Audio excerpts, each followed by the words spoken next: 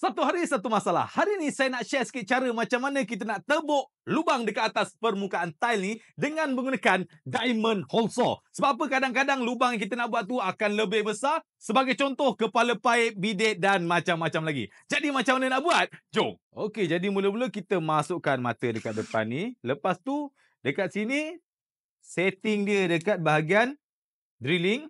Lepas tu untuk gear kita pakai gear 2 ataupun gear tinggi.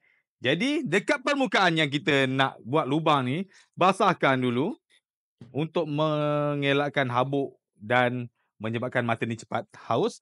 Okey, biasa orang akan buat macam ni tau. Bila buat macam ni, tebuk, dia akan lari dan merosakkan kita punya tile.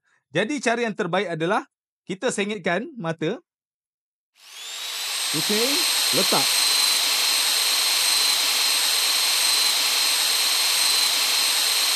Lepas tu kita tekan saja.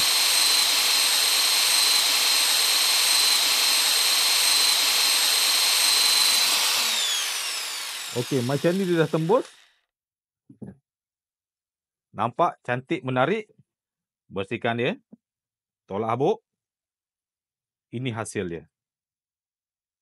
Memang cantik, memang rata, memang terbaik. Jadi mudah je kan kalau kita nak tebuk lubang-lubang macam ni. Yang paling penting kita kena ada tools yang betul, barang yang betul dan yang paling-paling penting, teknik yang betul. Satu hari satu masalah selesai kalau ada sebarang pertanyaan ataupun permasalahan. Boleh komen kat bawah. Terima kasih.